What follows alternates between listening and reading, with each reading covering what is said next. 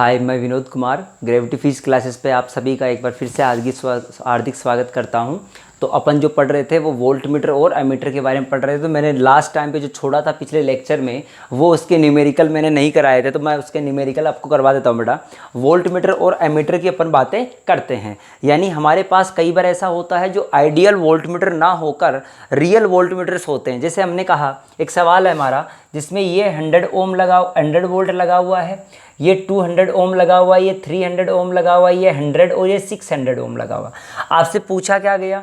आपसे पूछा गया कि reading of the volt meter क्या होगा, वोल्ट मीटर का रीडिंग क्या होगा। तो सोच के देख बेटा, अगर मुझे वोल्ट मीटर का रीडिंग निकालना है तो क्या निकालना पड़ेगा? क्या इस वाले का करंट निकालना पड़ेगा या इस वाले का करंट निकालना पड़ेगा? बोल आया कि नहीं आया रे? तो सबसे पहले एक काम कर लेते हैं, ये 600 ओम और ये 300 ओम कैसे है हमारे पास? तुम भूल जाओ कि वोल्ट मीटर लगाओ, तुम ये सोचो कि यहाँ क्या लगा हुआ है हमारा, यहाँ एक रेजिस्टेंस लगा, कितने का लगा? 600 ओम का। तो बेटा बताओ इन दोनों का इक्विवेलेंट कितना हो जाएगा रे? क्या 200 ओम हो जाएगा? अरे नहीं आया यार, अरे कितना हो जाएगा? 200 ओम। कितना हो जाएगा? 200 ओम। तो ये 200 400 और ये 500। क्या इसमें करंट मिल गया बेटा? करंट कितना आया? 100/500। क्या which is equal to 0.2 ampere. अरे उड़ गए तोते भाई साहब, हाथ हो गए तो प्राण निकल गए, इतने ही। मैंने कुछ नई चीज़ थोड़ी की है यार। आप ये समझो कि जो वोल्ट मीटर लगाया बस वहाँ पर आपने उस रेजिस्टेंस को शो कर दिया, बाकी आपने कुछ शो किया ही नहीं। ऐसा कैसा छोड़ दिया बेटा? तो यही मैं यहाँ काम कर रहा हूँ। अब सुन, अब मैंने क्या कहा कि सब करंट निकाल लिया हमने। अब बता कि यहाँ अगर तू कई तरीके करने के बेटा, करने का तरीका बहुत सारा। अब देख मैं करता हूँ, नोडल मेथड लगा दे। ये 0 वोल्ट है, ये कितना रहा होगा? 100 वोल्ट बोल रहा होगा। क्या इसमें से 0.2 का एम्पियर करंट गुजरी? क्या इसमें से 0.2 गुजरी? तो बेटा कितना खाया इसने? I into R. क्या 40 वोल्ट खा लिया? बचा कितना यहाँ पर? 60 वोल्ट। अरे नहीं आया यार, अरे यहाँ 100 था ना, इसने कितना खाया? ये प्लस ये माइनस, I इंटू आर खाया। दूसरा, इधर से करंट ऐसे आई होगी, वो भी कितने? 0.2।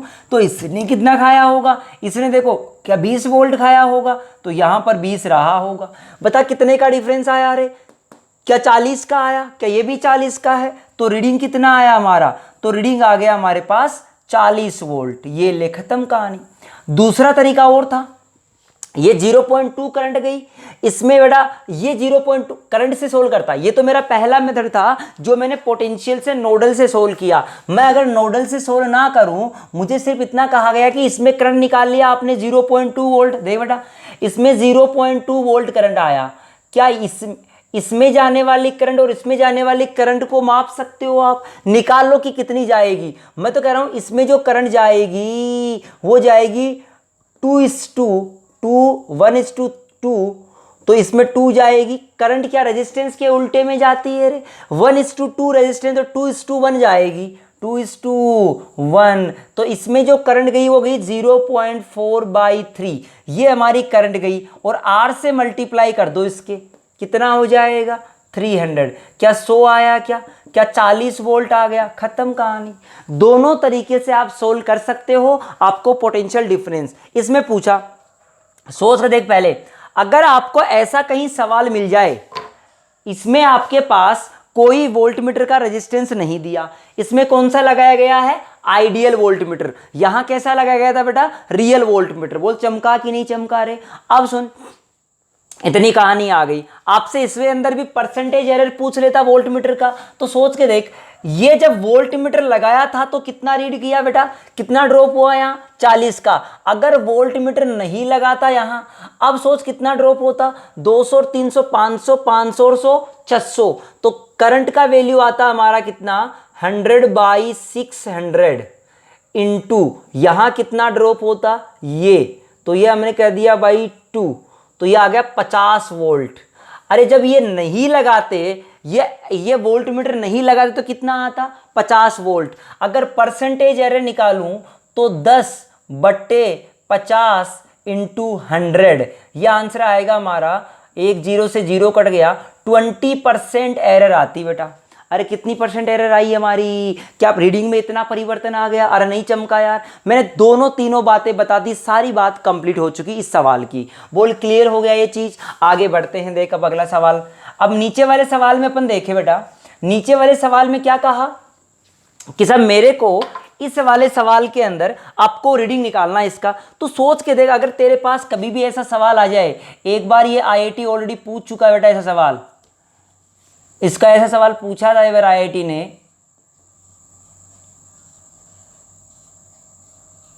देखो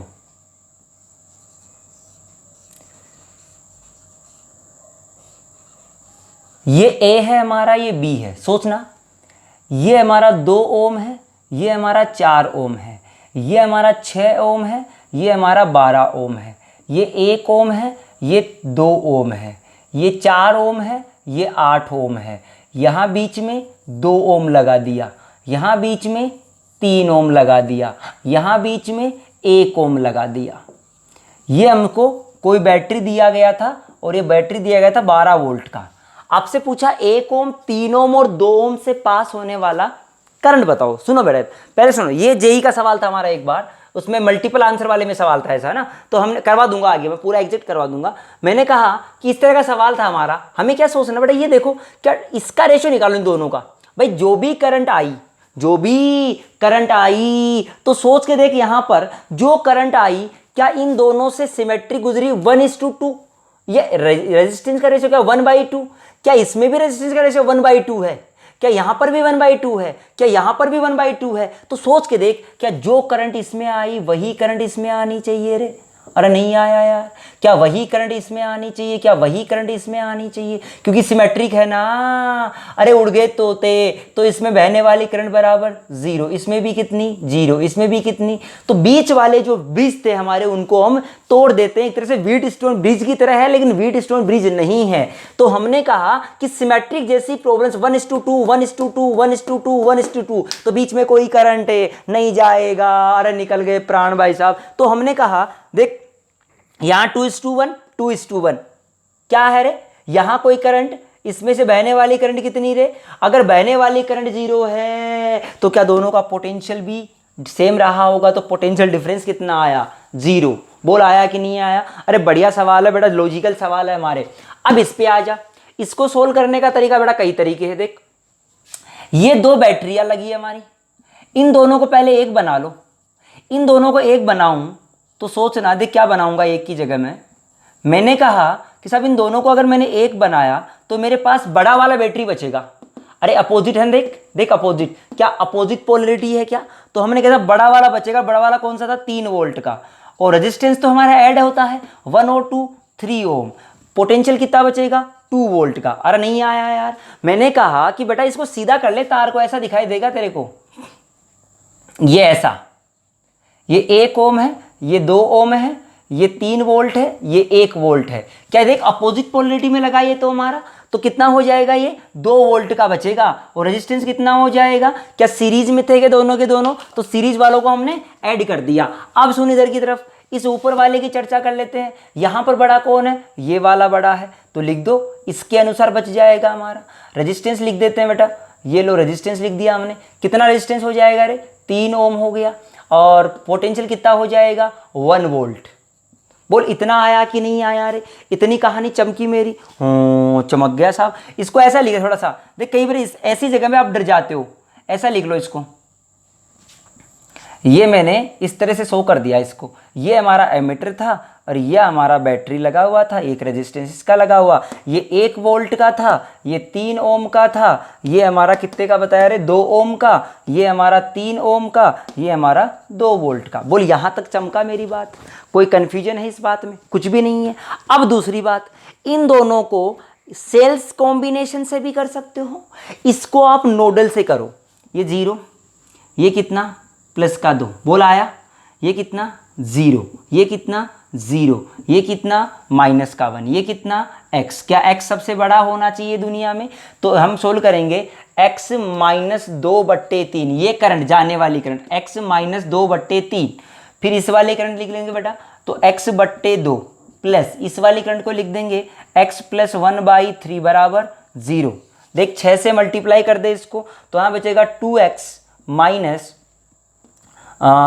4 plus 3x plus 2x plus 2 बराबर 0। देख 2 और 2 4 और 3 7 तो हमारे पास आया x बराबर 2/7 वोल्ट। अरे क्या x का वैल्यू आ गया क्या? अगर तेरे पास x का वैल्यू आ गया तो बेटा ये x का वैल्यू यहाँ पुट कर दे। x 2/7 है ना, तो 1/7 आंसर आ जाएगा। करंट का वैल्यू आ जाएगा 2 ओम से, इससे निकलने वाला 1/7 एम्पियर। ये ले खत्म कहानी। तो बेटा ये तुम बैटरी कॉम्बिनेशन से भी कर सकता था और इसको इस नोडल मेथड से भी कर सकता। दिखने में डरावना था, ये दिखने में डरावना, लेकिन दोनों का कंबाइन करके सोल्व करे। इसको तो डायरेक्ट भी कर सकते, सब दोनों बैटरी को एक जगह कर ले, एक बना के भी सोल्व कर सकते हो। कहानी खत्म हो गई यार सवाल की हमारी। हेडिंग डालो अब हमारा बेटा। अगला टॉपिक है हमारा मीटर ब्रिज। हेडिंग डालो मीटर ब्रिज। मीटर ब्रिज में थोड़ा सा अपन बात करते हैं, छोटी छोटी बातें, हमारे टर्म्स आते हैं जो आपने 12वीं क्लास में या स्कूल में या फिर कई बार आपको बताए जाते हैं। जैसे रेजिस्टेंस बॉक्स हो गया। रेजिस्टेंस बॉक्स क्या होता है हमारा? जितना आपको रेजिस्टेंस चाहिए होता है उतने की उसमें से की बाहर निकाल ली जाती है, उसमें से की निकाल ली जाती है और वो किसकी तरह काम करने लग जाता है? हमारा एक रेजिस्टेंस का काम करता है, वो कहलाता है हमारा रेजिस्टेंस बॉक्स। अब देखो मीटर ब्रिज की अपन बात करें, मीटर ब्रिज देख तो क्या कहानी होती है मीटर ब्रिज की बेटा। ये जो मीटर ब्रिज होता है वो हमारा व्हीटस्टोन ब्रिज की प्रिंसिपल पे बेस्ड होता है और इससे जो काम किया जाता है वो किया जाता है क्या? किसी अननोन रेजिस्टेंस को फाइंड करते हैं बेटा। आपके पास कोई एक ऐसा तार हो, क्या पता कोई तार हो, उससे अपन को उस तार का रेजिस्टेंस पता करना हो तो वो हम किससे फाइंड करेंगे? इसी मीटर ब्रिज से फाइंड करेंगे। अब इसका बेसिक अरेंजमेंट क्या होता है उसकी चर्चा अपन कर लेते हैं। इसमें क्या होता है, इस तरह से कुछ कॉपर की हमारी प्लेट्स लगाई हुई होती है, स्ट्रिप्स होती है कॉपर की।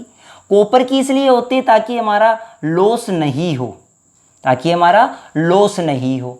इस तरह से हम कॉपर की प्लेट लगाए होते हैं इस पे और इनके बीच में हम कनेक्शंस करते हैं बेटा। देख हमने क्या कहा कि सब ये जो प्लेट है इसका कोई टर्मिनल बोल दिया P and Q, this is P and Q। यहां पर हम लगा देंगे वो रेजिस्टेंस जिसका हमको पता है, दिस इज रेजिस्टेंस बॉक्स। अरे ये कौन सा होता है? रेजिस्टेंस बॉक्स जिसका वैल्यू हमको पता रहता है। और यहां वो लगा देते हैं जहां पर हमको रेजिस्टेंस पता नहीं है, जिसका रेजिस्टेंस हमको पता नहीं है, P Q R S और ये T। समझ में आ गया बेटा? यहां जो टर्मिनल्स है A एंड B पर एक वायर लगा देंगे। क्या लगा देंगे रे? एक वायर लगा देंगे। बेसिकली तो ये वायर 1 मीटर का होता है, बट सवाल के अनुसार अगला कहे उतना मानना पड़ेगा अपन को। ये सवाल में जितना कहेगा उतना अपन को ये वायर मानना पड़ेगा। मान लो अभी तो ये वायर कितना हमारा, हम कह रहे हैं L मीटर का वायर है बेटा जी। अरे कितने मीटर का है ये? L मीटर का हमारा वायर है। तो सब ये हमारा वायर था।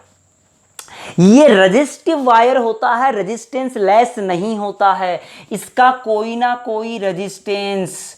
रेजिस्टिव वायर मैग्नीन का बना होता है हमारा, हम ऐसा बोलते हैं सब, ये इसका बना होता है। हमने कह दिया कि साहब ये L लेंथ का होता, कुछ भी हो सकता था लेकिन जनरली हम मानते हैं L लेंथ का। यहां से इससे हम क्या करते हैं बेटा, एक गैल्वेनोमीटर को बांधते हुए इस की को बांधा और यहां एक जोकी की स्लाइडिंग की लगा देते हैं। क्या लगा देते हैं? जो इस पे स्लाइड कर सकती है। ये हमारा क्या बन जाता है? मीटर ब्रिज बन जाता है। और यहां हम बैटरी के कनेक्शंस लगा देते हैं। सब हमने यहां इनपुट दे दिया, क्योंकि बिना बैटरी के तो कोई काम होना ही नहीं है ना यार। सोच के देख, ये वाला रेजिस्टेंस आपको पता करना है, R अननोन। अब सुनो, यहां हमने क्या किया, ये किसकी तरह काम कर रहा है? व्हीटस्टोन की तरह। व्हीटस्टोन की तरह काम कैसे कर रहा है? ध्यान से सुनना। जैसे मान लो मैंने ऐसे बना दिया यहां डायग्राम, देखो बिल्कुल आपको दिखेगा व्हीटस्टोन। ये यहां लगा दिया, ये यहां लगा दिया। ये हमारा रेजिस्टेंस बॉक्स था, ये हमारा R अननोन था। अननोन, ये रेजिस्टेंस बॉक्स था, ये हमारा कोई रीडिंग आया बेटा, इसको नाम दे दिया मैंने x, तो ये कितना x इंटू लैम्बडा, ये बोल दिया x minus L into lambda, या इसको लिख दूंगा एल माइनस एक्स, या लिख दूंगा 100 माइनस एक्स इंटू लैम्बडा।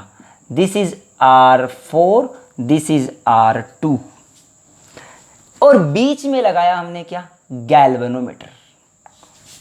अब सोच ले, ये यहां लगाया हमने क्या, बैटरी, ये चमका कि नहीं चमका रे तेरा, ये बात समझ में आ जानी चाहिए यार तेरे को। मैंने क्या किया, बैटरी लगा रखा, ये वायर था, वायर के बीच में ये पॉइंट आ गया हमारा QABC, ये C point, this is C point, ये A है, ये B है, नहीं चमका यार, तो A B और बीच में क्या आ गया रे, C, ये नीचे वाला पॉइंट, तो ये हमारा रेजिस्टेंस, क्यों, इसका इधर भी कोई रेजिस्टेंस है, इसका कोई रेजिस्टेंस इधर भी है। हमने कोई भी V वोल्ट का बैटरी लगाया था बेटा, अभी मैं रियोस्टेंट की कोई चर्चा नहीं कर रहा हूं, यहां आपके पास रियोस्टेंट भी लगाया जाता है एक। रियोस्टेंट का काम क्या होता है बेटा जी, रियोस्टेंट का काम होता है वेरिएबल रेजिस्टेंस। अरे क्या करता है, वेरिएबल रेजिस्टेंस, जिसके कारण से सर्किट में हमारा करंट और पोटेंशियल चेंज हो सकता है बेसिकली। अभी तो मैं RH का वैल्यू कह रहा हूं 0 है, मेरे पास कोई नहीं। अब तो सोच के देख, जैसे तूने इस की को ऑन किया, जैसे इस की को ऑन करेगा और इसमें से करंट बहना शुरू कर देगा, तो इसको क्या करेगा बेटा, आगे पीछे खिसका आएगा, आगे पीछे खिसका के इसकी लेंथ को क्या कर देगा, बैलेंस कर देगा यार, इसकी लेंथ को क्या बना देगा, बैलेंस लेंथ बना देगा। अगर तूने इसकी लेंथ को बैलेंस बना दिया, यानी इसमें बहने वाली करंट क्या कर दी रे, 0, this is balance Wheatstone bridge. अगर बहने वाली करंट को 0 कर दी, क्या आमने सामने वाले रेजिस्टेंस, आमने सामने वाले रेजिस्टेंस क्या हो गए हमारे, इक्वल, मल्टीप्लाई में, जैसे RB into lambda into 100 minus x is equal to lambda into x into R unknown. अरे नहीं चमका यार, क्या लैम्बडा से लैम्बडा कट गया, क्या R अननोन निकालना था, तो RB 100 बाई x माइनस 1, देख आया कि नहीं आया। लैम्बडा क्या है बेटा, लैम्बडा है रेजिस्टेंस पर यूनिट लेंथ। बेटा पर यूनिट लेंथ पर हमारे वायर का क्या रेजिस्टेंस है, वो हमको ये बता रहा है कि रेजिस्टेंस पर यूनिट लेंथ हमको कितना वैल्यू है, वो हमने यहाँ से इसको लैम्बडा को माना। बोल क्लियरिटी आई रही इस बात में, अरे कर सकते हो कि नहीं कर सकते, आ गया क्या समझ में। हाँ, तो सब ये बात हमने समझ ली कि रेजिस्टेंस पर यूनिट लेंथ क्या हो गया हमारा, ये हो गया। हाँ चमका साहब, क्या समझ आई ये बात मेरी। तो ये हमारा होता है बेटा इंटरनल रेजिस्टेंस निकालने का, जिसके अंदर अपन सीधी सीधी बातें होती है। मैं तो कह रहा हूँ इसका कोई टफ सवाल नहीं होता, सीधा फॉर्मूला बेस जैसे सवाल आते हैं, सीधा आता है ये इतना बताओ कितना रेजिस्टेंस क्या हो गया, ये दिया होता है, रीडिंग पूछ लेता है आपको, तो रीडिंग आप सीधा सीधा यहाँ से निकाल लोगे। अगला हेडिंग डालो यार, अगला है पोटेंशियोमीटर। अगला लिखो पोटेंशियोमीटर। इसकी मैं बहुत ज़्यादा चर्चा नहीं करा है बेटा, क्योंकि सीधा सवाल आता है इसलिए। पोटेंशियोमीटर बहुत काम की बात होती है। हेडिंग डालो पोटेंशियोमीटर, विभव मापी। पोटेंशियोमीटर की हेल्प से हम क्या करते हैं, हमारे पास दो काम होते हैं पोटेंशियोमीटर से बेटा। दो काम क्या क्या होते हैं उसकी चर्चा भी अपन कर लेते हैं। पोटेंशियोमीटर, देखो पोटेंशियोमीटर की हेल्प से पहला काम तो हमारा होता है कंपैरिजन ऑफ टू सेल्स, दो सेलों का कंपैरिजन करेंगे बेटा। दूसरा काम क्या करते हैं, इसकी हेल्प से हम जो एक सेल होता है उसका इंटरनल रेजिस्टेंस भी इसी से फाइंड करते हैं। इसका इंटरनल रेजिस्टेंस, कोई सेल होगा उसका इंटरनल रेजिस्टेंस भी अपन फाइंड करेंगे ऑफ टू सेल्स। ये तो हमने बात कर ही ली। अब बात करते हैं टू सेल वाले की। देख कैसे करते हैं बेटा, इसमें मान लो ये हमने कोई बैटरी लगा लिया बेटा, ये हमने कोई बैटरी लगा दिया, ये हमारा रियोस्टेंट अपन बोल रहे हैं। मैं अभी रियोस्टेंट का वैल्यू हमेशा 0 लूंगा जब तक मेरा न्यूमेरिकल नहीं देगा तब तक। फिर देखो हमने क्या कह दिया कि साहब हमारे पास एक वायर लगा हुआ होता है, ये वायर लगा हुआ था यहाँ, देखो ये वैसे ही रजिस्टिव वायर होता है बेटा, ये ए और बी के बीच लगाया जाता है, ये ए और बी के बीच एक वायर लगा दिया हमने, तो सब ये हमारा एक वायर रहा ए और बी के बीच। अब जहां पर आपको, जैसे मैंने कह दिया यहाँ एक की लगा दो ताकि आपको थोड़ा ठीक रहे, ये की लगा दिया बेटा, यहां से एक सेल लगाया जाता है इस तरह से, जिसका इंटरनल रेजिस्टेंस भी होता है। ये टर्मिनल नंबर 1 आ गया बेटा, इसको नाम दे दिया E1 और R1। दूसरा मैंने कहा कि साहब दूसरा वाला जो सेल है, ढंग से समझना बेटा, ये समझने की चीज़ ये खाली, ये E2। एक तीसरा टर्मिनल 3 नंबर, जिसको हमने गैल्वेनोमीटर से जोड़ते हुए यहाँ जोकी की से जोड़ दिया बेटा। ये V वोल्ट का बैटरी था हमारा। हाँ चमका साहब। सबसे पहली बात आपसे क्या कहा गया, सबसे पहली बात ये सर्किट था हमारा, हमने सब बंद कर रखा है, सब कुछ क्या कर रखा है, बंद कर रखा है। हमको इन दोनों सेलों का, ये हमारा बैटरी है, ये हमारा बैटरी है, इस बैटरी की हेल्प से यहाँ 2 सेल लगाए हमने, इन दोनों सेलों के ईएमएफ का कंपैरिजन करना है कि सब इनका रिलेशन क्या क्या है। अब सुनना, लेंथ ऑफ वायर, लेंथ यहाँ लिख देता हूँ, length of wire which is equal to L metre. कितना है रे, एल मीटर। बेटा यहां पर हम एल मीटर ले रहे हैं, कई बार नहीं गिवन हो तो 10 मीटर लेते हैं इसकी लेंथ को, 10 मीटर का वायर माना करते हैं, बट गिवन होगा आपको लेंथ ऑफ वायर कितना, एल मीटर।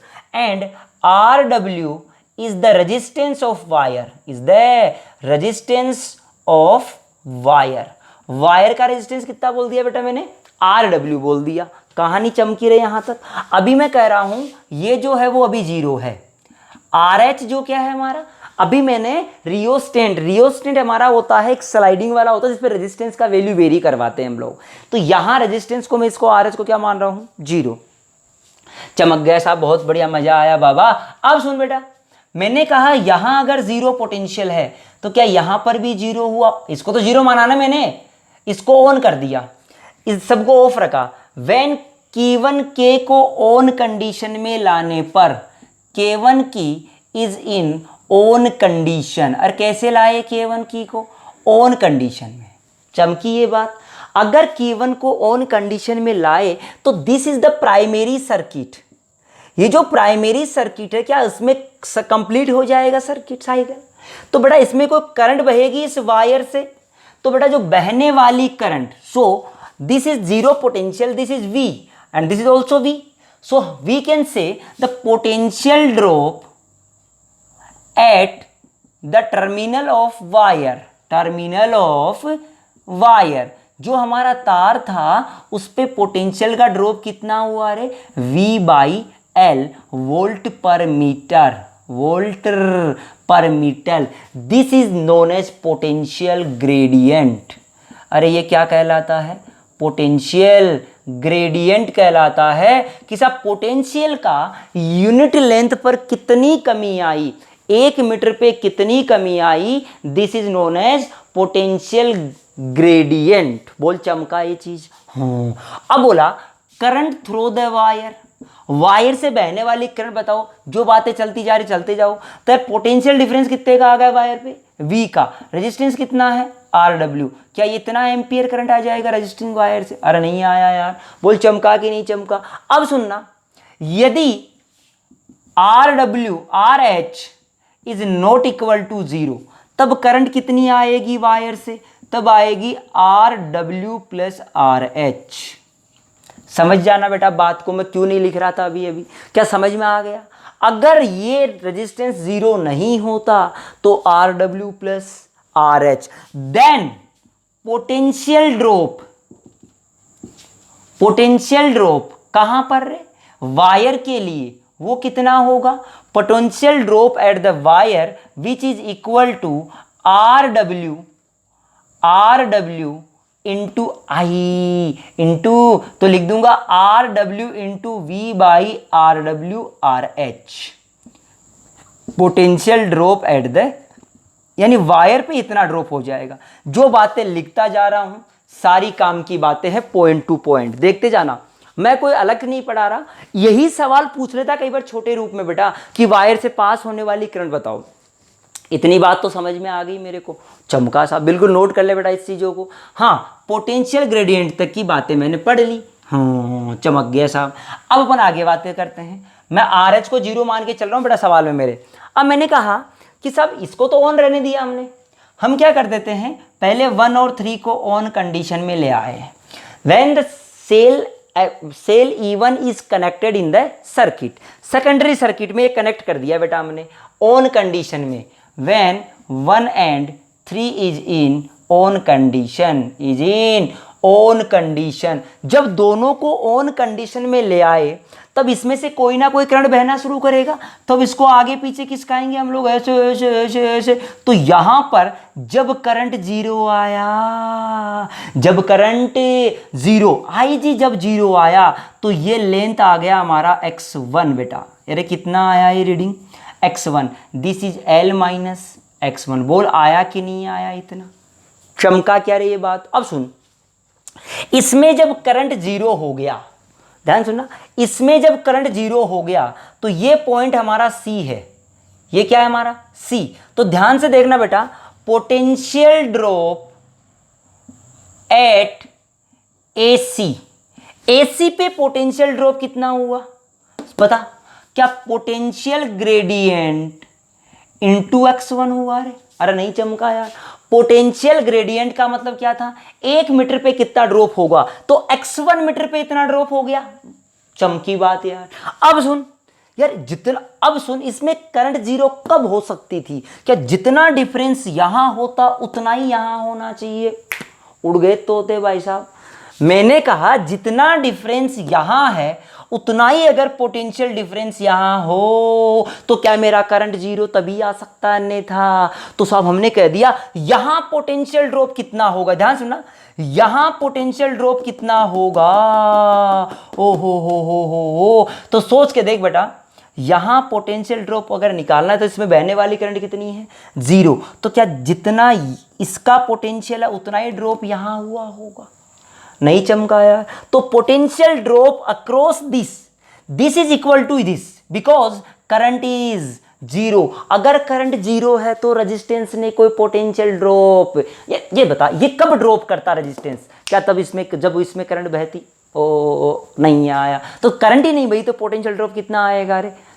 चमका यार, इसका तो 0 आ गया, तो इसका जितना बचाना है यार हमारा, इसमें कितना बचा बेटा, E1। तो साहब ये जो बराबर होना चाहिए वो किसके बराबर आना चाहिए, E2 के। फिर हमने क्या किया, इसको ऑफ कर दिया, 2 और 3 को कनेक्ट किया, फिर आगे पीछे खिसकाया, फिर नई रीडिंग प्राप्त कर ली हमने। तब हमने कहा साहब V/L, अब की बार जो रीडिंग आई वो x2 बराबर E2। क्या 2 इक्वेशन आ गया तेरे पास, दोनों को डिवाइड करके देख, क्या x1/x2 is equal to E1/E2। यही तो कंपैरिजन आ गया हमारा 2 सेल का। जिस सेल का पोटेंशियल ज्यादा बड़ा होगा उस सेल का रीडिंग भी ज्यादा आएगा। क्लियर हो गई ये बात, यानी E प्रोपोर्शनल टू X, जिस सेल का पोटेंशियल ज्यादा बड़ा होगा उस सेल का। अब बता, क्या ये जो X आ रहा है, दिस रीडिंग आ रही है, क्या ये रीडिंग इस छोटे r पे डिपेंड करता है, नहीं यार। नोट कर ले, आंख बंद करके सवाल पूछूंगा मैं इसका एक। मैंने कहा, लिखो लाइन लिखो, द रीडिंग ऑफ द या potential drop is independent to the internal resistance of the cell, to the internal resistance of the cell, independent to the internal resistance of the cell। यहां तक समझ आ गया बेटा जी, clarity है इस चीज में। इसका सवाल पूछ लेता हूं एक तरह से मैं, देख, यानी इस R1 R2 पे डिपेंड नहीं करते। ये हमारी कंपैरिजन की बात आई, E1 निकालना हो तो E1 निकाल लेंगे, E2 निकालना हो तो E2 निकाल लेंगे। एक बात सोच, एक सवाल दे दिया मैंने तेरे को, मैंने क्या कहा सुन, एक न्यूमेरिकल करा रहा हूं बेटा, छोटा सा है, नानो से न्यूमेरिकल है, बहुत बड़ा नहीं करा रहा अभी मैं। मैंने कहा कि साहब मेरे पास ये कोई भी हमारा बैटरी लगा हुआ था, यहाँ से हमारे पास ये वायर लगा हुआ है, ये वायर, इस वायर के साथ में एक सेल लगा है E1 का, E1 सेल लगा है। हमने कह दिया कि साहब ये जो सेल है वो इसका रेजिस्टेंस है R1, है ना, और इसको कनेक्ट किया गया है G से जोड़ते हुए जोकी से। ये 2 वोल्ट का सेल था। कितने वोल्ट का था बेटा? 2 वोल्ट का। इसका रेजिस्टेंस था 1 ओम। एक 2 वोल्ट और 1 ओम के रेजिस्टेंस से वहाँ यहाँ पर जो रीडिंग आई वो 1.9 मीटर आया। कितना आया? 1.9 मीटर रीडिंग आया। ध्यान सुनना, आपने ये 2 वोल्ट का ये 1 ओम का लगाया तो यहाँ पर कितना रीडिंग आ गया? 1.9 ओम।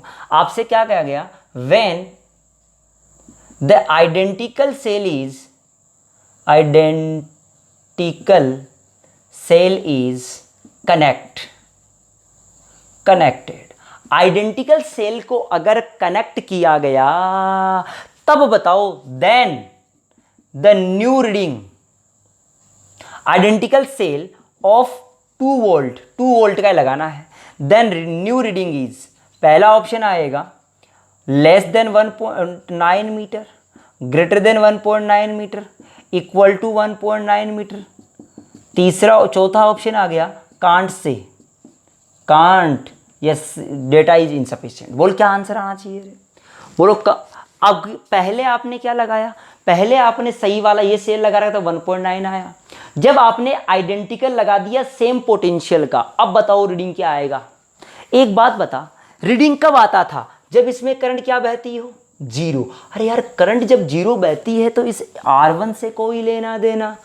इस R1 का मैंने कहा था कि R1 पे डिपेंड, इसका मतलब जो रीडिंग आएगी वो वही आएगी जो पहले आ रही थी। अरे नहीं चमका यार, आया कि नहीं आया? रे समझ आ गई मेरी कहानी की? सब मैंने क्या करवाना चाह रहा था मैं? तो सब ये बात हमारी क्लियर हो गई हमको कि सब इस तरह से हमने सॉल्यूशन कर लिया। आगे बढ़ते हैं बेटा, इसी का एक सवाल और करा देता हूँ मैं, ये लो आपके काम आएगा, सुनते जाना।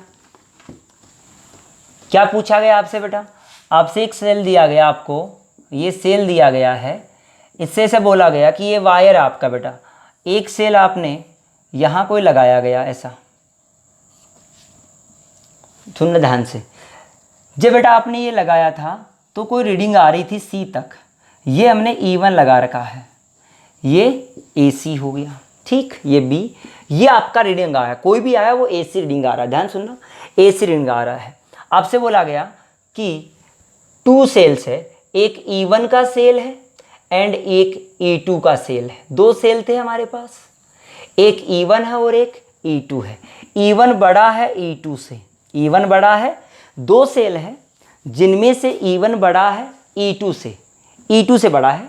ये हमारा 20 वोल्ट का था। आपसे क्या बोला गया? जब E1 को लगाया तो C पे रीडिंग आया, E1 को लगाया तो C पे रीडिंग आया। जब E2 को लगाओगे तब द रीडिंग और the null point, this is the null point, is move towards C to A। दूसरा ऑप्शन है टुवर्ड C to B। तीसरा ऑप्शन है नो चेंज। चौथा ऑप्शन है डेटा इनसफिशिएंट। बताओ क्या आंसर आना चाहिए बेटा? सोचो, मैंने E1 बड़ा लिखा है E2 से, तो बेटा E1 जो ज़्यादा बड़ा होगा उसका रीडिंग बड़ा आएगा। तो ये रीडिंग बड़ा आएगा। जब E2 लगाओगे तो क्या E2 छोटा है तो रीडिंग छोटा, तो null point shift towards A की तरफ, यानी C2A आंसर आ जाएगा। C2A आंसर, खत्म कहानी। कुछ बड़ा सवाल था क्या यार? तो इस तरह के सवाल अपन कर सकते हैं। अब सुनना बेटा, मैं क्या करा रहा हूं आपको, मैंने कहा कि साहब अभी तो आपने अरेंजमेंट तो बता दिया, लेकिन अभी मैंने सही तरीके का अरेंजमेंट नहीं बताया आपको। अभी मैंने नियम तो बताए नहीं अरेंजमेंट के। अरे मैंने अभी नियम तो बताए नहीं है कि अरेंजमेंट ऐसे ही हो सकता है क्या। अरे तो मैंने बोल दिया ऐसे सब ऐसे ऐसे हो गया हमारा। अरे अरेंजमेंट होगा कैसे सही तरीके से, वहां पहुंचते हैं। देख कैसे बेटा, हमने कहा कि साहब आपने ये जो बैटरी लिया सर, ये जो आपने बैटरी लिया, ये रियोस्टेट ले लिया, ये मान लो ये सवाल था हमारा, ये हमारा वायर है, ये हमने ए बी वायर लिया था अभी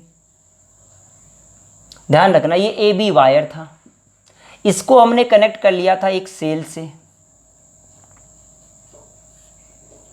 दूसरा वायर हमने ये ले लिया बेटा, दूसरा सेल ये ले लिया हमने, ये R1 का था, ये R2 का है, E1 है, ये E2 है। ये गैल्वेनोमीटर लगा के हमने जो की लगा दी साहब, बहुत बढ़िया, मज़ा आया। तो देख बेटा, ये 1, ये 2, ये 3, सुनना। पहला काम तो ये कि आपने इस बैटरी का टर्मिनल प्लस लगाया तो पक्का यहाँ के सेल्स को भी सेम पोलरिटी पे लगाने हैं। अगर सेम पोलरिटी पे नहीं लगाओगे तो हमेशा हमारे पास रीडिंग ही, याद रखना, कभी भी आपने कभी एक्सपेरिमेंट किया हो, अगर बाय द वे आपने तार वार जोड़ के कई बार ऐसा एक्सपेरिमेंट किया हो तो रीडिंग ही नहीं आती है, यानी ना तो कोई यहाँ पर जीरो आता, कुछ ये हिलता डुलता ही नहीं है, आगे पीछे होता ही नहीं है। इसका मतलब हम समझते हैं कि यार हमने कनेक्शन उल्टे लगा दिए, फिर अपन कनेक्शन को उल्टा लगा के चेक करते हैं। ऐसा क्यों होता है सुनना, मान लो ये RH अभी भी जीरो, मान लो ये RH जीरो है, सपोज करो मैंने इसको जीरो मान लिया, तो ये कितना होगा बेटा, जीरो। ये कितना होगा V, ये कितना होगा V। बोल चमका कि नहीं चमका। अगर सपोज कर ये माइनस का होता, सपोज कर लिया कि ये अगर एक माइनस का होता, अभी मैं बाकी की चर्चा नहीं कर रहा, मैंने कहा कि साहब मेरे पास दिस टर्मिनल इज नेगेटिव और दिस इज पॉजिटिव। बोल क्लियर है। तो तू एक बात सोच के बता, क्या यहां अगर V लिखा तो क्या यहाँ V आना चाहिए? बिल्कुल सही बात कहा। यहाँ कितना आना चाहिए बेटा, V प्लस E1 आना चाहिए। अरे नहीं चमका यार, V प्लस E1। अब एक बात बता, यहाँ अगर हम तो बैलेंस कंडीशन की बात करते हैं, करंट बराबर जीरो की, देख ये V प्लस, ओ यहाँ पोटेंशियल ये आ गया, क्या यहाँ पर तो कोई लेना देना ही नहीं है हमारा, तो क्या जितना यहाँ है उतना ही यहाँ होना चाहिए, V प्लस E1। नहीं चमका यार, क्या कभी ऐसा पॉसिबल है यार? V और जीरो के बीच में ज़्यादा कैसे आ सकता है? अरे ज़्यादा कभी भी नहीं आ सकता, इसका मतलब ये गलत बात है। तो याद रखना, नोट करके लाइन लिख ले, all the terminals of cell and battery should be connected at the same polarity, या कह दो कि सेम पोलरिटी वाले पॉइंट्स को कहां जोड़ना है बेटा, एक जगह जोड़ना। पहला काम खत्म हो गया, पहला पॉइंट मेरा।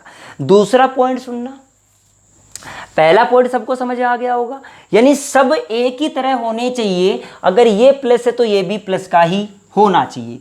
दूसरा पॉइंट सुनना, दूसरा पॉइंट क्या बेटा, जैसे मान लो ये आपने 20 वोल्ट का लगाया, ठीक, और ये आपने यहाँ जो बैटरी लगा दिया वो मान लो आपने 30 वोल्ट का लगा दिया, ये 2 ओम, और यहाँ से आपने गैल्वेनोमीटर से जोड़ते हुए इससे जोड़ दिया।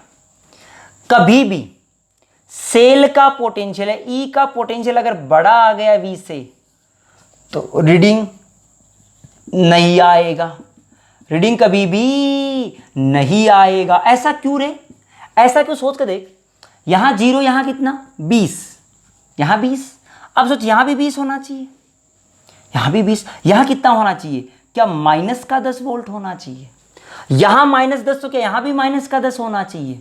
बट यहाँ तो जीरो ही, यहाँ है तो -10 कैसे हो? अरे जीरो और 20 के बीच में कभी -10 आता है क्या? नहीं आता। इसका मतलब ये बात, इसका मतलब कि E का वैल्यू अगर V है तो रीडिंग नहीं आएगा। इसका मतलब V हमेशा बड़ा होना चाहिए potential of cell, potential of cell के पोटेंशियल से हमेशा इस बैटरी का V बड़ा होना चाहिए, तभी हमारा रीडिंग आ सकता है, अन्यथा रीडिंग नहीं आएगा। क्लैरिटी आई रे बात में? चमका कि नहीं चमका बेटा? आगे बढ़ते हैं, लास्ट टॉपिक हमारा, ये सारे सवाल करा रहा हूं मैं इस तरीके का आपके। अगला टॉपिक लास्ट है हमारा, इसका लिखो इंटरनल रेजिस्टेंस। पहला पॉइंट लिखा है मैंने EMF का कंपैरिजन करना। अब बात करते हैं इंटरनल रेजिस्टेंस बाय यूजिंग, लिखो internal resistance by using potentiometer. Potentiometer की हेल्प से इंटरनल रेजिस्टेंस फाइंड करना। इंटरनल रेजिस्टेंस बाय यूजिंग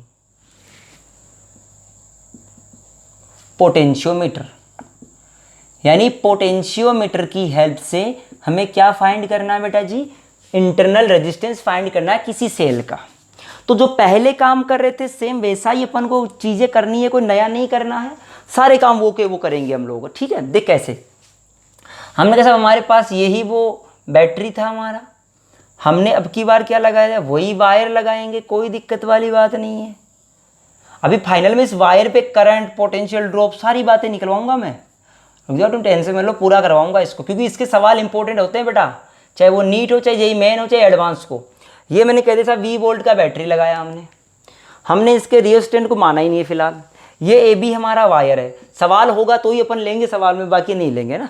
हमने कहा साहब यहाँ पर आपने सुनना, एक मिनट ध्यान से सुनना, मान लो आपने ये लगा दिया बेटा, तो क्या पोटेंशियल ग्रेडियंट आ गया अक्रॉस द वायर, कितना आया रे, क्या V/L आया होगा, सोच के देख, आ गया समझ में। जब आपने इसको नहीं लगाया तो क्या V/L आया, अगर ये 0 वोल्ट है तो ये कितना वोल्ट रहा, V वोल्ट। अब सुन, क्या इसमें से करंट भी निकाल सकता है तू, करंट कितनी आई तुम्हारी, V/RW, ये करंट आ गई किससे, वायर से। ये पोटेंशियल ग्रेडियंट या पोटेंशियल ड्रॉप पर metre length, volt per metre length है ना। अब बात कहूं बेटा, हमने क्या लगा दिया, एक सेल लगा दिया जिसका इंटरनल रेजिस्टेंस हमको फाइंड करना है। ध्यान से सुनना, एक बार मैंने यहां कुछ नहीं लगाया, एक बार मैंने यहां नहीं लगाया, और नीचे क्या लगा देता हूं बेटा, मैं एक रेजिस्टेंस लगा देता हूं ऐसे, आर रेजिस्टेंस, और ये इंटरनल और ये ई। अब एक बात बता, ये जो नीचे वाला जो पोर्शन लिखा, क्या इसमें करंट बहेगी या नहीं, पहले इसमें बता, क्या करंट बहेगी या नहीं बहेगी, बिल्कुल बहेगी यार। और कितनी करंट बहेगी, ध्यान से देखना बेटा, इसमें जो करंट बहेगी वो आएगी E/R प्लस छोटा सा r।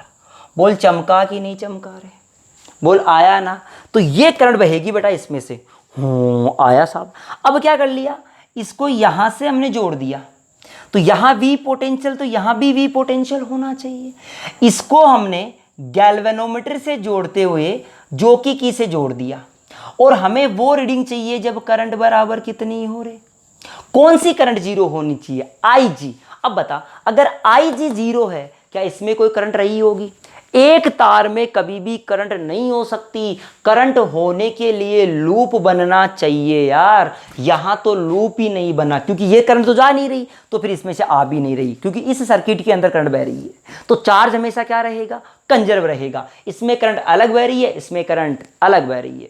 तो बेटा हमने कह दिया कि सब यहां का जितना पोटेंशियल ड्रॉप है, क्या उतना ही ड्रॉप यहां रहा होगा, बिल्कुल चमका यार।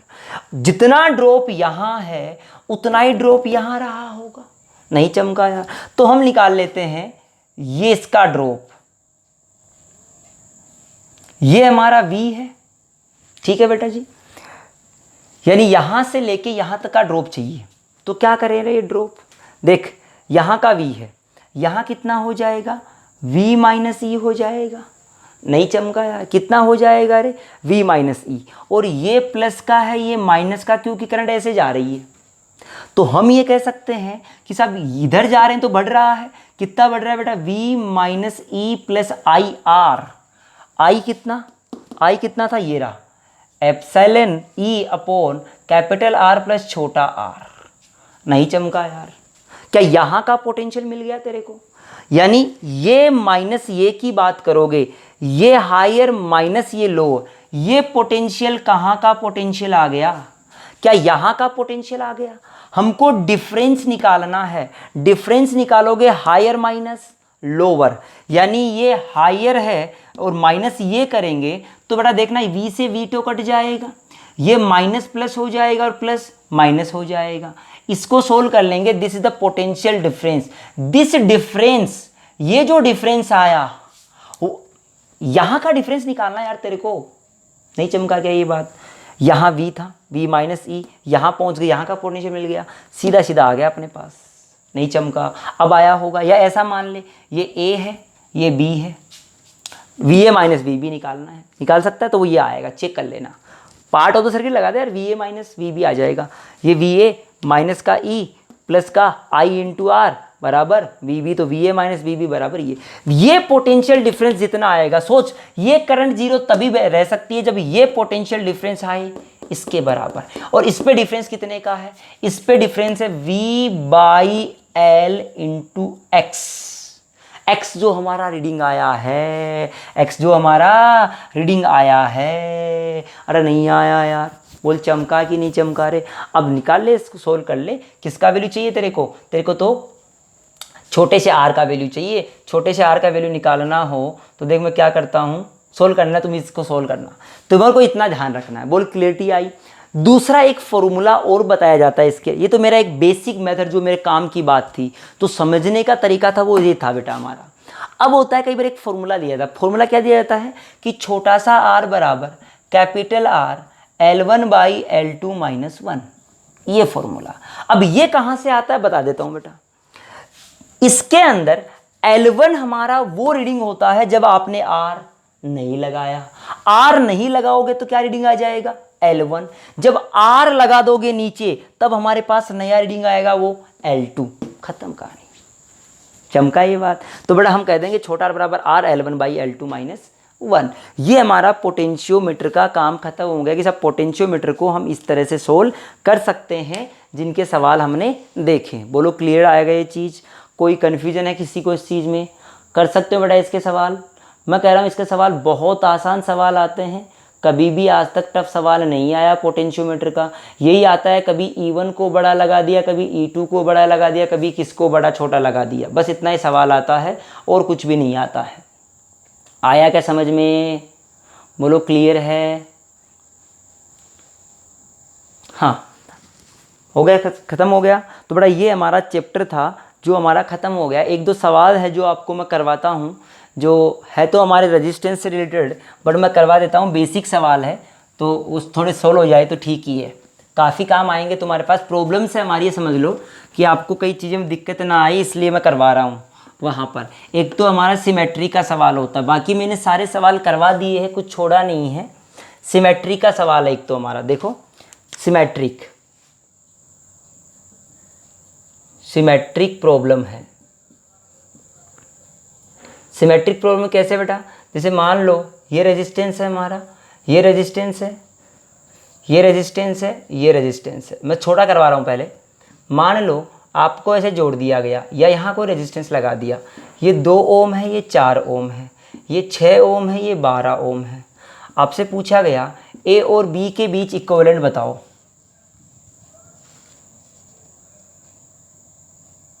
ये 1:2, ये 2 ओम, 2 ओम के बीच आपको करंट पूछ लिया या पोटेंशियल डिफरेंस पूछ लिया, तो ये देखो 12 इंटू 2 कितना हो गया 24, 4 इंटू 6 कितना हो गया 24। तो ये कैसा बन गया हमारा? व्हीट स्टोन बन गया। ये व्हीट स्टोन एक तरह का सिमेट्री का। अब इस सवाल को बड़ा लेवल पे बना दिया। बड़ा कैसे बना दिया? यहाँ रेजिस्टेंस लगा दिया, यहाँ रेजिस्टेंस लगा दिया, यहाँ रेजिस्टेंस लगा दिया, यहाँ रेजिस्टेंस लगा दिया और यहाँ भी लगा दिया बेटा, और यहाँ रेजिस्टेंस लगा दिया।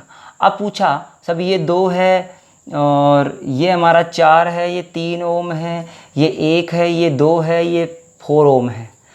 बोलिए कि सब इससे करंट बताओ। तो बेटा जो सिमेट्रिक होते हैं उन सबको काट दिया करो, जो भी सिमेट्रिक होंगे उन सबको हमेशा काट देना है, कभी भी उनको नहीं रखना है। तो सिमेट्री को काट के जो सवाल का आंसर आएगा वो हम सवाल का आंसर लिख देंगे, हमारे पास आंसर आ जाएगा। बोल क्लियरिटी आई बेटा इस चीज़ में? कोई दिक्कत है? चलो एक सवाल और है हमारा, देखो कैसा सवाल है। हमने कह दिया कि साहब हमारे पास कुछ इस तरह से कोई सर्किट है हमारा, देखो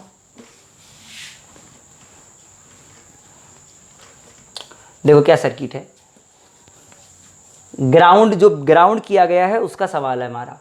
एक रेजिस्टेंस ये है हमारा, दूसरा रेजिस्टेंस हमने ये लिख दिया, यहाँ एक बैटरी लगा दिया हमने, यहाँ एक रेजिस्टेंस लगा दिया, यहाँ हमने एक बैटरी लगा दिया बेटा, और यहाँ हमने एक रेजिस्टेंस लगा दिया, यहाँ हमने एक रेजिस्टेंस लगा दिया और ऐसे इसको जोड़ दिया, और यहाँ हमने अर्थिंग कर दिया बेटा। ठीक है, आपसे बोला गया कि सारे के सारे रेजिस्टेंस कितने हैं? 2 ओम के हैं। सारे के सारे जितने भी रेजिस्टेंस है वो 2 ओम के रेजिस्टेंस है। ये जो बैटरी है वो 5 वोल्ट की है, ये जो बैटरी है 12 वोल्ट की है। यहाँ पर कोई पोटेंशियल है V1, यहाँ पर क्या आपका पोटेंशियल V1। आपको V1 का वैल्यू फाइंड करना है।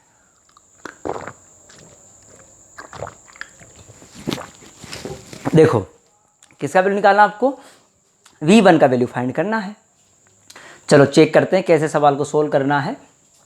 अब बताओ, मैंने आपको सिखाया कि सब ऐसे छोटा सा सवाल, बहुत बड़ा सवाल नहीं है। अगर नोडल मेथड से सोल्व करोगे तो बहुत आसान हो जाएगा। करना भी उसी से है। कैसे? यहाँ क्या मानोगे बेटा? 0 मानना पड़ेगा। अब तो ये सोच के देख क्या ये 2 और ये 2 कितना है? पहले तुम सोल्व करके देख लो इस सवाल को, V1 का वैल्यू कितना आएगा, सोल्व करके देख लो, फिर पॉज कर लो इसको स्क्रीन को और फिर आगे बढ़ कर लो सोल्व, फिर चेक करना मेरा 2 और 2 कैसे हैं, पैरेलल है क्या? क्या 2 और 2 को हटाकर क्या मैं 1 लिख दूं? ये तो 0 ही रहेगा, ये 1 ओम आ गया। बोल आया कि नहीं आया? अब सोच, भूल जा इस 0 को। अब सोच सारे रेजिस्टेंस कितने इसके अंदर, सारे रेजिस्टेंस जोड़ ले, सारे के सारे रेजिस्टेंस जोड़ दे। 2 2 4 5 6 7 ओम। बोल है 7 ओम। यहां तक कोई दिक्कत है क्या? अरे कितने ओम रेजिस्टेंस है हमारे पास? 7 ओम रेजिस्टेंस आ गए साहब। अब सुन, बैटरी ये 5 वोल्ट की है और ये 12 वोल्ट की, तो जीतेगी कौन? 12 वोल्ट वाली। 12 वोल्ट वाली जीतेगी। ये लो, कितनी बचेगी? 7 वोल्ट की। करंट कितना आया रे इसमें? 1 एम्पियर। कैसे आया करंट? इधर की तरफ। बोल आया कि 1 एम्पियर इसमें करंट? चेक कर ले आराम से, मैं कुछ नहीं किया। अरे एक सिंपल सा सर्किट बन गया, सारा का सारा सीरीज का काम था, सवाल हो गया सोल्व हमारा। अब क्या होता है बेटा, हमको यहाँ पोटेंशियल निकालना। आजा यहाँ से यहाँ आ जाओ, चाहे यहाँ से यहाँ चले जाओ, कहीं से भी चले जाओ। चल मैं यहाँ चलता हूँ, यहाँ जा रहा हूँ इधर, ये V1। क्या इधर जा रहा हूँ तो माइनस का 2 वोल्ट, क्या इधर जा रहा हूँ तो प्लस का 12, फिर माइनस का कितना, माइनस का हो गया 1 वोल्ट बराबर 0। तो V1 का वैल्यू कितना आया रे? माइनस का 9 वोल्ट। खत्म कहानी। ये ले, कर सकते हैं सवालों को। एक आता है हमारा बेटा टेम्परेचर से रिलेटेड, पानी गर्म करने वाले सवाल और उसमें टाइम पूछने वाला। आपने बोला गया कि साहब आपके पास कोई भी हीटर है, हीटर है, उसका कोई रेजिस्टेंस रहा होगा, उसका R रेजिस्टेंस है, उसमें कोई करंट बहा दी I किसी समय t के लिए, बताओ कितनी हीट जनरेट हो जाएगी? I²R इंटू, बोल होगी कि नहीं होगी रे? कि साहब हमने कह दिया इसमें से जो हीट पैदा होगी वो इतनी हीट होगी। अगर इतनी हीट होगी, this heat should be equal to ms delta t। अगर आपको टेम्परेचर चेंज करवाना है तो यह आएगा। सपोज करो कई बार ऐसा कहता है कि साहब बर्फ है, बर्फ के अंदर रखा गया, बर्फ का टेम्परेचर 0 मान लिया, बोला गया कि बर्फ कितनी पिघल जाएगी। तब जब बर्फ पिघलने की बात आए तो ये हीट किसके काम आएगी? ml के। जब फेज चेंज की बात आएगी बेटा, फेज चेंज होगा तब ये, जब हमारा टेम्परेचर चेंज होगा तो टेम्परेचर चेंज के लिए ये काम में लेंगे और फेज चेंज के लिए सीधे सीधे सवाल आएंगे साहब इतने समय में कितना हो जाएगा। कई बार ये सवाल आता है, सुनना बेटा, इसी का सवाल आता है हमारा कि साहब एक हमारा कोई भी कोयल है, सुनना सवाल अच्छे से, एक कोयल है या कह दूं एक हीटर है हमारा, वो हीटर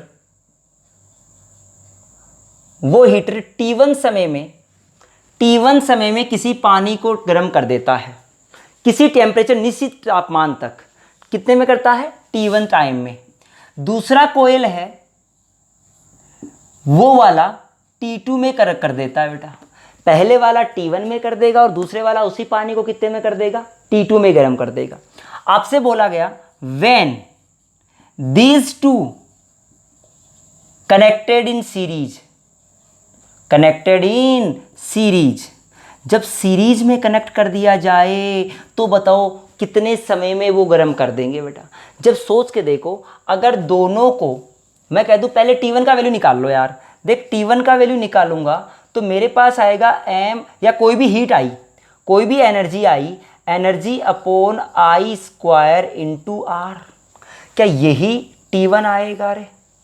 नहीं चमका यार। या कह दूं I²R, अब सुनो I² मत लिखो इसको, रुको, क्योंकि करंट तो क्या रेजिस्टेंस के कारण से बदल जाएगी हमारी, पर पोटेंशियल सप्लाई तो उतनी आ रही है यार भाई। आपके पास जो स्विच है वो तो 220 वोल्ट का आएगा। तो मैं उसको लिख देता हूं इस वाली चीज को V²/R/T। तो मैंने कहा जो एनर्जी आई वो आएगी V²/R1 × T1, यही आया हमारा। यहां से मैंने निकाल लिया बेटा 1/R1 का वैल्यू। अरे किसका वैल्यू निकाल लिया?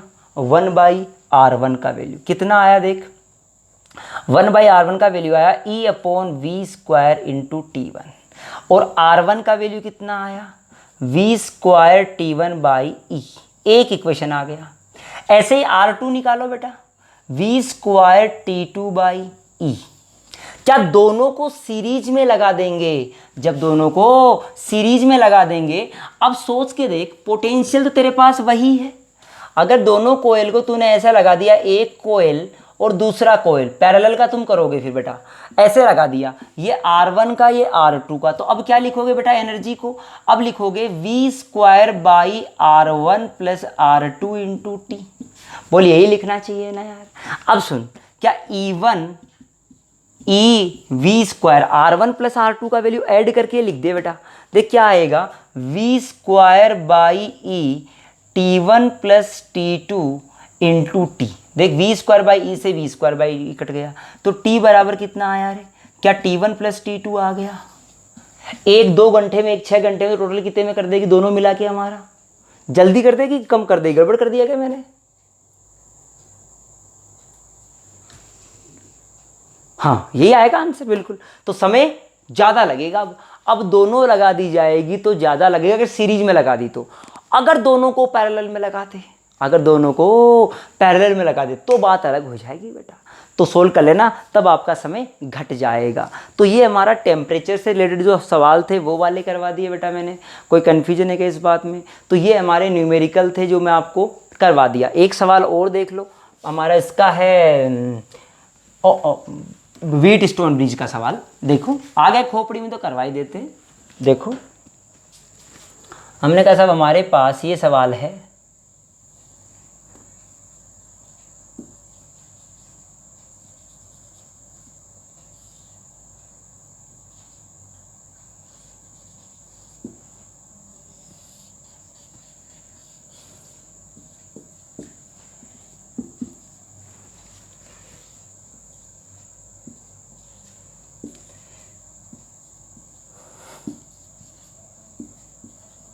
आपसे बोला गया ए और बी के बीच में इक्विवेलेंट रेजिस्टेंस बताओ। ए और बी के बीच में इक्विवेलेंट बताओ। तो कैसे करेंगे बेटा? सोच के देख कैसे करेंगे। अगर दिख गया तो बहुत आसान है, नहीं दिखा तो कितना टाइम लगा दे। चाहे देख इस वाले को उठा के ऐसे लगा दे, यहाँ लगा दिया, नहीं चमका क्या यार? अब देख ले क्या व्हीटस्टोन बन गया? 4। ये इस 4 को यहाँ लगा ले, 4। देख 6 4 24, 8 3 24। क्या हटा देंगे इसको? नहीं चमका क्या? आ गया आंसर। तो इस तरह से अपन इसको सोल्व कर लेंगे और हमारे पास आंसर आ जाएगा। बोल कर सकता है बेटा इस सवाल को? तो इस तरह के सवाल भी हमसे पूछे जा सकते हैं, कर सकते हो ना? तो बेटा ये सवाल हमने, ये हमारा करंट इलेक्ट्रिसिटी का टॉपिक हमने ख़त्म कर दिया है। इसका DPP और अगर इसके पेपर आप किसी बच्चे को, स्टूडेंट को चाहिए तो वो मेरे को व्हाट्सअप कर सकता है, मेरे नंबर पे व्हाट्सअप मैसेज कर सकता है 8619449970। इस पे व्हाट्सअप कर देगा अपने नंबर से, तो उसको DPP और पेपर जो भी रहेगा वो मिल जाएगा उसको। धन्यवाद सभी को। अपने चैनल को, ये हमारा करंट इलेक्ट्रिसिटी का टॉपिक खत्म हो गया है। नेक्स्ट लेक्चर में अपन चालू करेंगे बेटा कैपेसिटर। ध्यान देना, कैपेसिटर तभी आएगा जब आपको करंट इलेक्ट्रिसिटी आएगा। अगर करंट इलेक्ट्रिसिटी नहीं आएगा तो कैपेसिटर नहीं आएगा, फिर बोल देता हूँ मैं, ठीक है? जिसको जो सवाल कई बार डाउट पूछने हो तो ऐसा नहीं है कि वो कमेंट ही लिखे। कमेंट करने की बजाय वो आप मेरे को सभी लोग व्हाट्सअप कर सकते हो। सभी से मेरी रिक्वेस्ट है कि जिसको डाउट पूछना है सवाल का स्क्रीनशॉट लो, फोटो खींचो, मेरे को भेजो। कोई भी सवाल हो चैप्टर से रिलेटेड, लेकिन कोशिश ये करना जो चैप्टर चल रहा है उसी के सवाल पूछने की कोशिश हो। बाकी कुछ भी पूछ सकते हो, ऐसा नहीं है। तो मैंने कहा इस पे व्हाट्सअप कर देना, आपको मैं डाउट तुरंत थोड़ी देर में बता दूंगा। जैसे ही मैं फ्री रहूँगा आपको मैं डाउट बता दूंगा। ओके, धन्यवाद बेटा।